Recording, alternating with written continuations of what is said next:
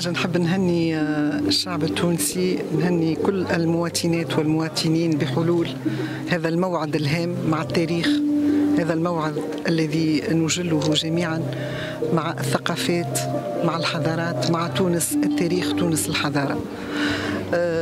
اليوم 18 أفريل يوافق اليوم العالمي للمواقع، والسنة فكرنا واخترنا أنه انطلاقة شهر التراث اللي هو ينطلق يوم 18 أفريل ويتواصل شهر كامل ويصير اختتامه يوم 18 ماي اللي هو اليوم العالمي للمتاحف. دونك بين 18 أفريل و 18 ماي فما رحلة مع الحضارة، فما رحلة مع الثقافة، فما رحلة مع التاريخ.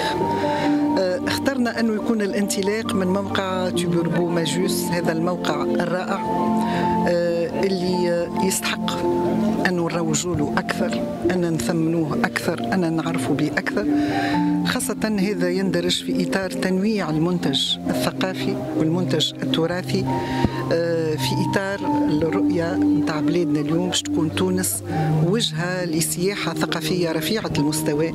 يجيونا نوعية من السياح اللي يحبوا يكتشفوا الحضارات التي تتالت على أرض تونس، يحبوا يكتشفوا مش فقط التراث المادي لكن حتى التراث الثقافي غير المادي اللي هو يغطي المجالات عديدة من مهارات، من حرف، من عادات، من أكلات تقليدية، مطبخ تقليدي إلى غير ذلك. دونك الموقع هذا فيه كل المقومات باش يكون حقيقة موقع جاذب لهذه الفئة من السياح. واحنا قبل السياح يهمنا المجتمع المحلي، يهمنا الأهالي اللي هم المالكين الحقيقيين لهذا الموقع.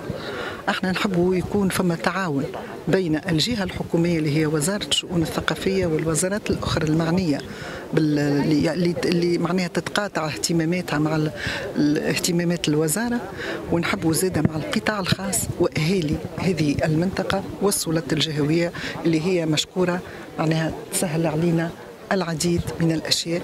لماذا؟ لكي نستغل أو نوظف هذا الثراء، نوظف هذه الحضارة.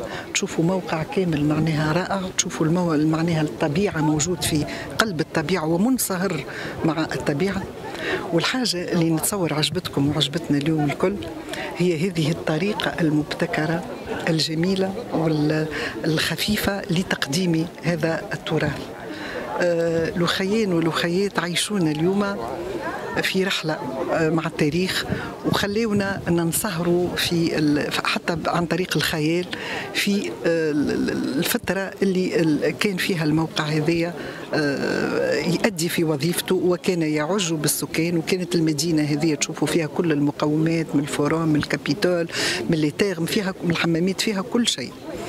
دونك طريقة التقديم وإعادة الحياة بهذه بشباب زادة معناها مارسوا الرياضات التي كانت تمارس قبيلة، مشيت للسوق زادة، معناها هي طريقة مبتكرة وهي مطلوبة اليوم.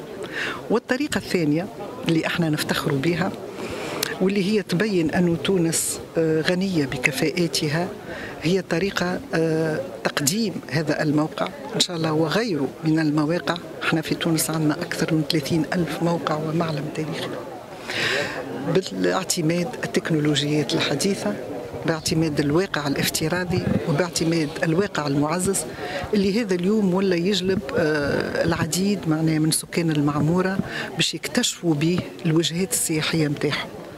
دونك الطرق هذه شفتوها الحديثة قاموا بها مجموعة من أصحاب الشركات الناشئة لستارت اللي احتضنهم مركز تونس الدولي للاقتصاد الثقافي الرقمي. وشفتوا اليوم كيفاش عن طريق هيك النظارات الافتراضية تلبس نظارة كأنك أنت عايش مع في الموقع، عايش في المعلم مع كل السكان متاعه. مع هذه اليوم مطلوبة، وهذه اليوم تتنافس بها الدول، وهذه اليوم زادة تستهوي شبابنا. خاطر احنا اللي يهمنا اليوم هو أنه شبابنا تتغير نظرته للتراث، ما يشوفش في التراث معناها موقع ولا كومة حجر ولا متحف لا يستهوي. لا، اليوم يلزمنا احنا نمشيوا له، احنا نحببوه في تراثه عن طريق الوسائل التي يعتمدها والتي يعيش بها. واللي هي الوسائل هذه الافتراضية اللي موجودة اليوم. احنا يهمنا حاجة واحدة، سامحني باش نكمل بها ومن بعد نقول لك. اليوم ندركوا أكثر من أي وقت مضى أنه عندنا كل مقومات تحقيق التنمية، خاطر احنا عندنا ثروة لا تقدر لا بمال ولا بثمن، وهذه ما عندهاش الدول الكل، اللي هي التاريخ العريق، هي الحضارات العريقة، الحضارات التي كانت متقدمة. دايرك تشوفوا طريقة البناء، تشوفوا طريقة التزويق، تشوفوا الأعمدة، وتشوفوا التنظيم نتاع المدينة، لو بلان دو لا فيل، يوريك أنه الثقافات أو الشعوب اللي عاشت في تونس في الفترة القديمة شعوب متقدمة. الساحة هذه الفوروم هي ساحة الديمقراطية، هي الساحة التي تناقش فيها قضايا المدينة وتتشاور فيها كل الأطراف قبل أخذ القرارات. دونك هذه عندنا في جذورنا وفي دمنا. هذه اليوم احنا يلزمنا نوظفوه باش نحققوا التنمية، باش نحققوا مواطن الشغل، باش نطوروا المهارات، وباش نستعملوا كل التكنولوجيات الحديثة من أجل ذلك. هذه هي رؤية وزارة الشؤون الثقافية اليوم، وهذه هي رؤية الدولة التونسية اليوم.